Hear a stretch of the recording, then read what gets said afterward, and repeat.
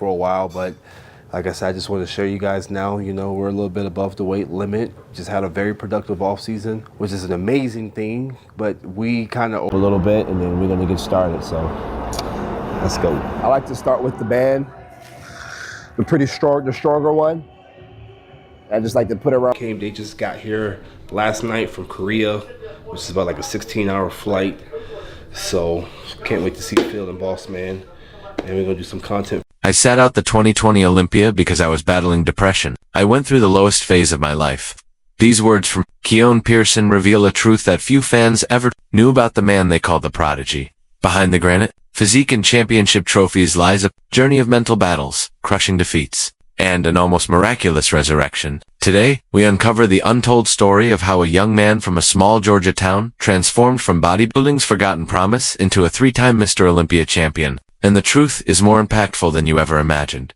Are you enjoying this story about Keone Pearson? Then help the channel with your subscription. Look, 94.8% of people who watch these videos still aren't subscribed to the channel. If you're part of that group, take the opportunity and subscribe now. It's free and you'll keep receiving incredible stories of legendary bodybuilders who shaped the sport.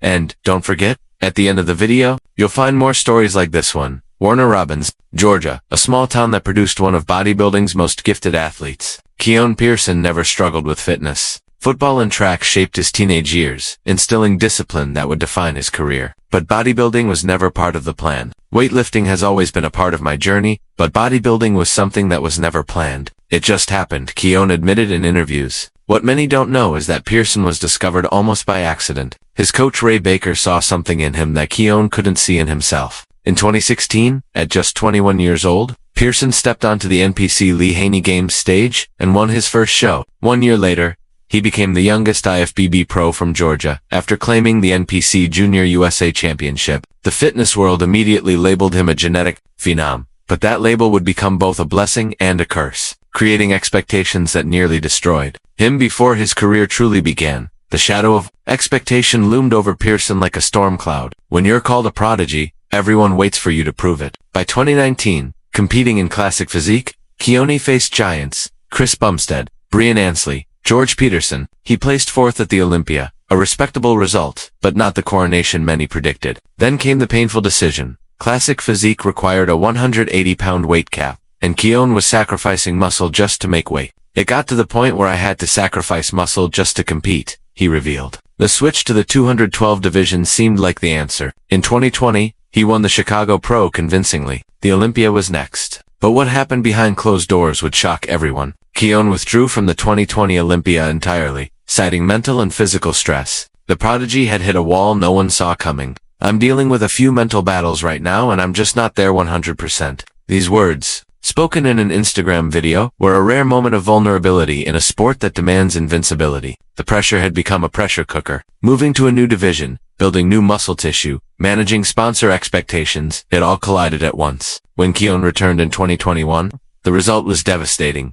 14th place at the Olympia, his worst professional performance. His body was depleted from back-to-back competition preps, 14 weeks for Chicago Pro, a 2-week break, then 11 more weeks for Olympia. My body was completely done. I was stressed. My face was chubby. I was holding a lot of water on stage. Stress is a solid killer, Keone confessed. Meanwhile, his relationship with longtime sponsor Blackstone Labs and mentor PJ Brown ended abruptly. A very sad time, but one I must accept, Brown wrote. The Prodigy was alone, broken, and far from the promised land everyone predicted he would reach. But sometimes rock bottom builds the strongest foundations. Keone found Amanda Kahatsu, an IFBB pro who would become both his girlfriend and trainer. Together, they dissected every weakness, every flaw. The transformation began silently. By 2022, Pearson climbed to 6th place at the Olympia, an 8-position leap that few noticed but signaled a rebirth. He surrounded himself with champions, training at Dragon's Lair Gym alongside 7-time 212 Olympia champion Flex Lewis.